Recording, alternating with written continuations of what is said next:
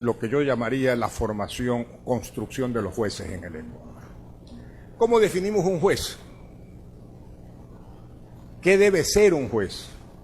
A diferencia de lo que opina el periodismo, a diferencia de lo que opinan las redes sociales, a diferencia de lo que opinamos todos como ciudadanos, el juez tiene que ser contramayoritario.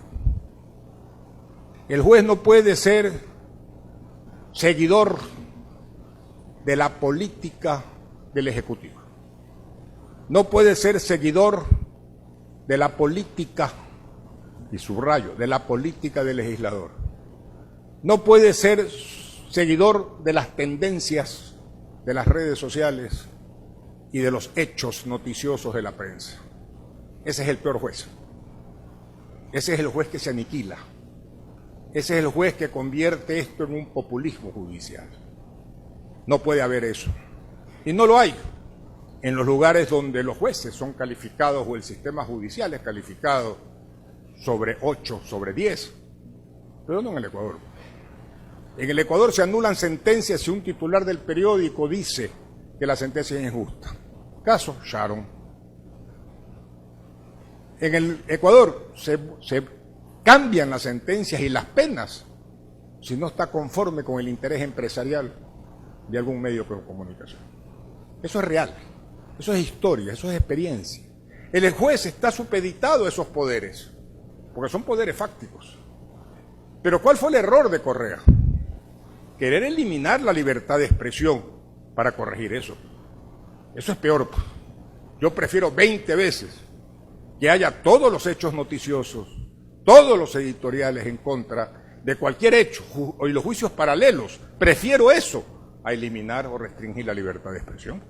Por eso estoy de acuerdo con la tendencia del presidente Moreno actual de, por ejemplo, reformar las penas para los delitos de difamación, deshonra o descrédito. Estoy de acuerdo.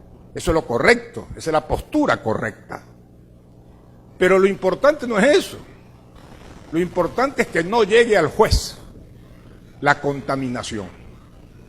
¿Y cómo es la manera de evitar que le llegue al juez la contaminación? Creando los contramayoritarios. Que no es definición mía, es definición de Ferrajoli. Porque la legitimación del juez no está en las mayorías. Por esa razón es contramayoritario. Porque la legitimación del juez no está en la opinión política, que es discrecional. Porque el juez solo decide en función del derecho. Solo en función del derecho. Ese es el sinónimo de imparcialidad. El juez no juega con percepciones. Las redes sociales juegan con percepciones. El hecho noticioso juega con percepciones, no con razones. Ustedes leen argumentos en las redes sociales.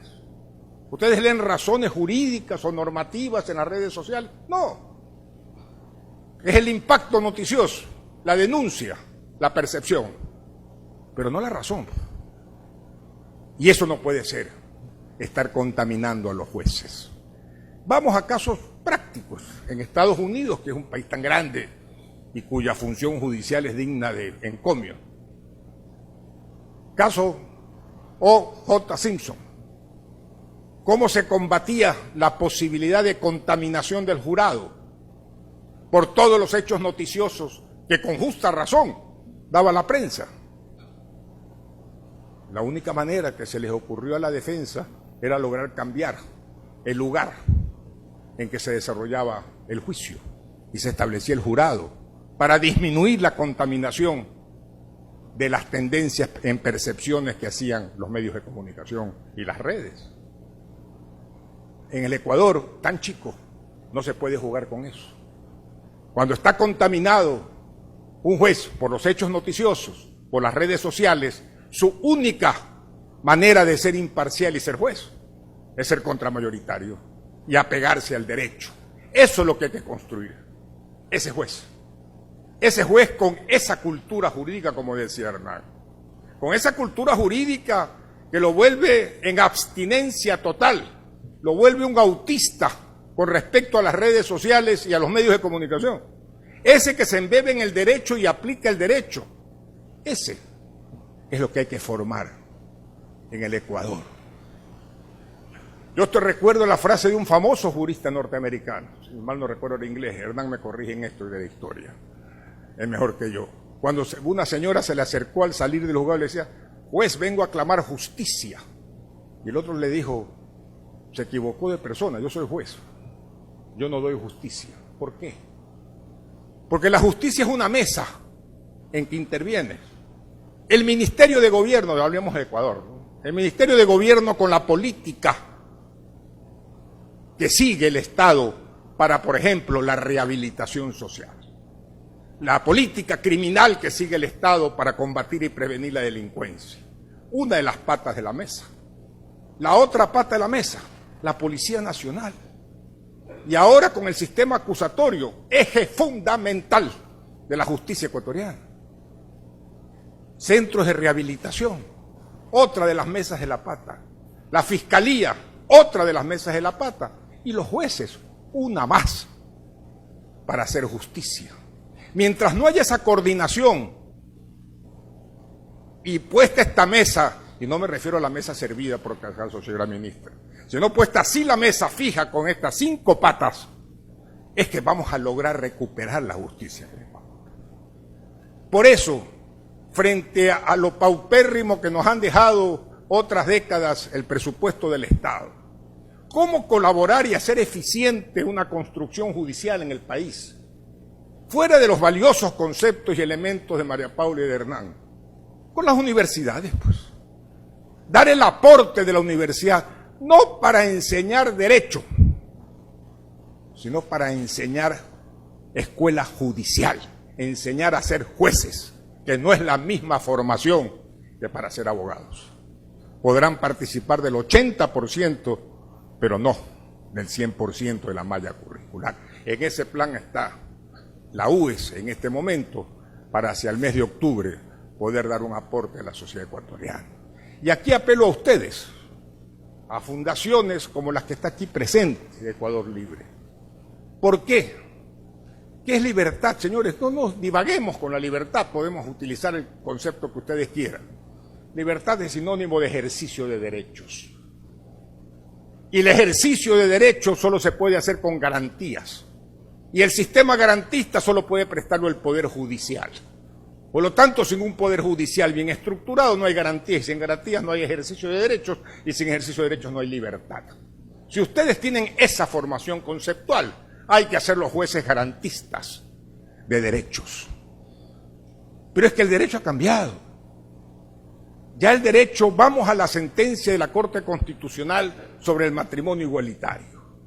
5 votos por una línea que se llama de interpretación constitucional, que yo no la califico de interpretación, sino de reforma.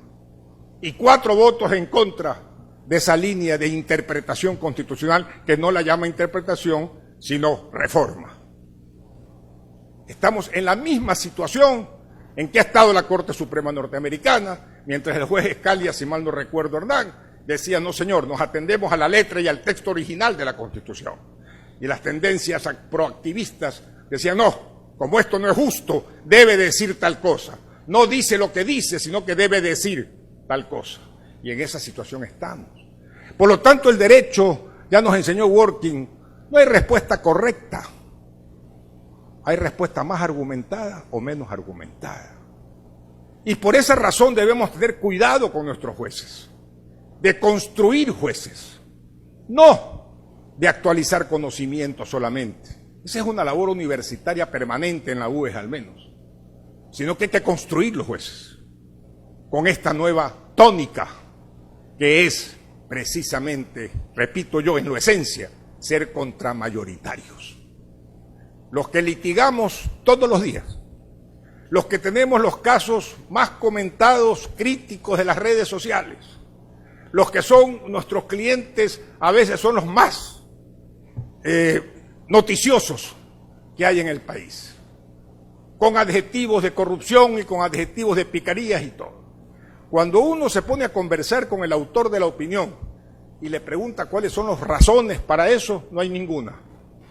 La respuesta es mi percepción. Punto. Y eso está bien, porque ese es el periodismo. El periodismo no es argumentativo. No puede haber periodismo argumentativo. Vamos, las denuncias de cierto señor, que aparecen todos los días las denuncias. ¿Cuáles son los hechos? 1 o 2 que se deben investigar. El resto es puro escándalo o hecho noticioso. Eso no pueden los jueces seguir así. Ni siquiera la fiscalía debería seguir en muchas ocasiones estas cosas. 1000 denuncias diarias en el Ecuador. 1000 denuncias diarias. ¿Se cometerán 1000 delitos diarios en el Ecuador? Es posible. Pero todos van a investigación. ¿Por qué? Cuando en una audiencia de formulación de cargos en el Ecuador, el juez se opone a las medidas cautelares que pide la Fiscalía. 1 cada 1000 casos. Por eso el hacinamiento en las prisiones. No es por otra razón. No es porque son colombianos, venezolanos, no señor. Porque la prisión preventiva ha pasado a ser la medida ideal para que la Fiscalía suba en puntos el fiscal de turno y el juez quede bien con la prensa nacional y con las redes sociales. Y ahí estamos, aumentando e incrementando el problema cada vez peor y en un corso y recorso y peligrosísimo, porque ahora el crimen está dentro, no por culpa de falta de política, señor, es por el sistema, que no es de ahora, pues, porque decir que en este gobierno es que ocurren estas cosas, no, en este gobierno puede haber explotado parte del problema, pero que viene acumulándose, señores, desde hace décadas, pues. Yo no soy del milenio, yo sí puedo hablar de décadas de que esto se viene acumulando. Y es real. Ahora le toca, precisamente a María Paula, que está aquí presente, enfrentar un problema. Pero un problema de acumulación, que hay que darles, como dice Hernán, reformas normativas, hay que darles reformas del sistema de rehabilitación, a ver qué se hace con presupuesto, en fin. Pero señores, a lo que nos trae aquí, es aún que en todos estos juegos de las libertades, el juez es el eje principal. Y lo que decía María Paula de un poder opaco, cierto es. ¿Pero por qué? Señores, en el Ecuador, una razón muy sencilla. El presupuesto general del Estado para la función judicial es mísero. Conseguir jueces que vayan a la función judicial en forma de vocación permanente, inamovible, que es lo que yo discuto con estos sistemas de evaluación, pero eso será objeto de otro debate. Inamovibles, con un presupuesto como el que tiene el Ecuador es muy difícil. Yo diría casi imposible. Un profesional en el libre ejercicio hace 4 o 5 veces más. Y la vocación judicial es linda, pero vivir económicamente en forma digna también es lindo. En consecuencia, hay que saber hacer las cosas. En conclusión, señores, ¿qué aporto yo aquí a ustedes? Aporto 2 cosas. No se olviden, abogados y jueces que quieran aplicar el derecho cuando les toque ser imparciales, ojo, cuando sea obligatorio ser imparciales, tiene que ser un autista de redes sociales y de medios de comunicación. 1. 2. Tiene que ser exclusivamente esclavo de la juridicidad, mal llamada todavía principio de legalidad, pero de la juridicidad. Así como la sentencia de la Corte Constitucional. Unos se inclinaron por una interpretación de una letra que dice hombre y mujer, dijeron no dice hombre y mujer, dice hombre y hombre. ¿Por qué dicen eso? Porque hay que interpretar lo que dice la Corte Interamericana. Sí, señor. Una tendencia proactiva de cambiar el texto, de extraer del texto una norma acorde con lo justo de la Corte Interamericana. De acuerdo, 5 votos. Y 4 dijeron, no señor, yo estoy con Scalia, donde dice hombre y mujer, no puedo hacer sino reformar la Constitución. No puedo hacer otra cosa. ¿Qué línea jurídica escogemos? Por supuesto, yo de los 4.